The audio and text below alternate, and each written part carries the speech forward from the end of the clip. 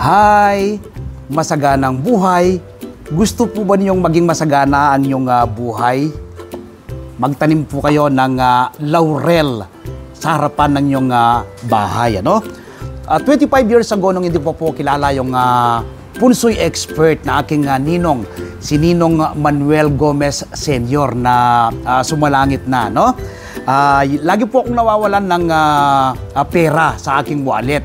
Pero nung in-advise po niya ako na maglagay ng tuyong daon ng laurel dito sa aking wallet, hindi na po ako nawalan ng pera sa aking wallet. Sa halip po ay nag-attract ng good vibration dahil lang laurel po ay isa sa mga maswerteng halaman. Dapat magtanim po kayo sa harapan din ng inyong bahay bukod po sa paglalagay ng tuyong daon ng laurel sa inyong wallet. Bukod po sa napakaswerteng halaman ng laurel ay marami rin pong gamit sa ating hapagkainan sa kusina, dahil ito po ay antiseptic, antimicrobial properties at iba pang benepisyo ang laurel. Napakadali pong alagaan at patubuin. Plant and forget. Tingnan po ninyo, meron na po akong tatlong tanim ngayon ng laurel. Dati isa lang po ito, Tapos nagpo-propagate po ako.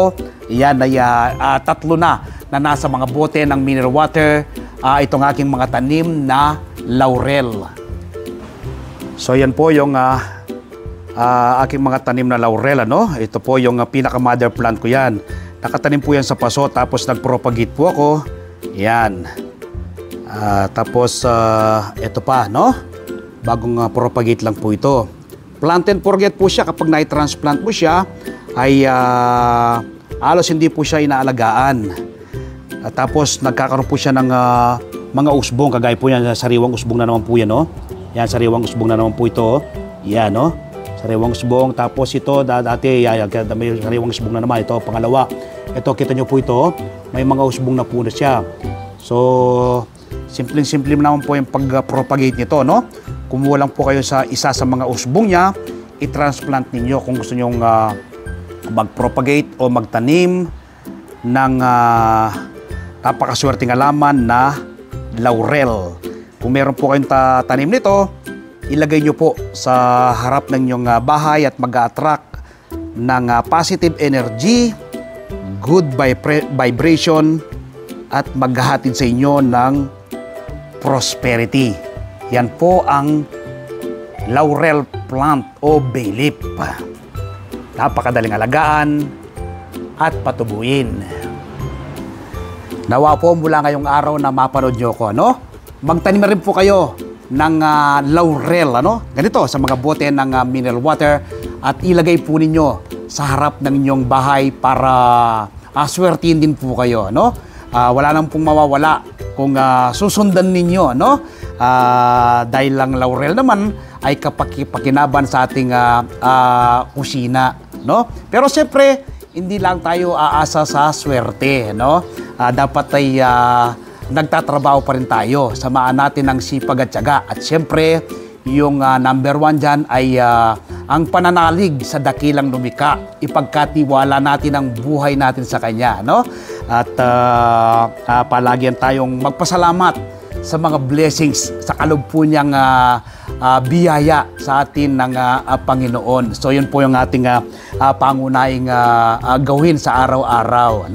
So isa lang po yan para magkaroon kayo ng magandang enerhiya, positive good vibes. Magtanim po kayo ng laurel, sa mga bote ng mineral water tulad po ng aking ginagawang ito at ilagay nyo po sa harap ng inyong bahay. Sa mga nagnanais na mapalalim pang kaalaman, kaugnay ng pagtatanim ng iba't ibang uri ng alaman sa pagitan po ng organikong pamamaraan, inimbitan ko po kayo na mag-subscribe sa aking YouTube channel, ang Magsaka Reporter. Click nyo po yung bell button nang sa ganon ay ma-inform po kayo kapag may mga bago akong video upload, video tutorial, upang ma-share ko po sa inyo ang pahiram na talento ng ating Panginoon. Meron din po akong TV show every Sunday, Ito po yung Masaganang Buhay. Panoorin po ninyo alas 7 hanggang alas 8 ng umaga sa 1PH Signal TV, Channel 1 ng TV5. Napapanood din po ito sa RPTV, YouTube at Facebook. Tuwing araw naman po ng Martes, umagap kayo ng kopya ng Filipino Star ngayon. Isinusulat ko po rito sa aking column na ang Magsaka Reporter, ang iba't ibang do-it-yourself tips at iba pang sekreto sa pagsasaka. Meron din po tayong Facebook page, Facebook profile at sa TikTok, no? Nagbabahagi po tayo ng mga bagong kaalaman, kaugnay ng pagtatanim ng iba't ibang uri ng alaman. Nawa po mula ngayong araw na mapanood ko, magtanim na rin po kayo ng inyong sariling pagkain at ito pong laurel plant o bay leaf. Salamat po. Happy farming. God bless.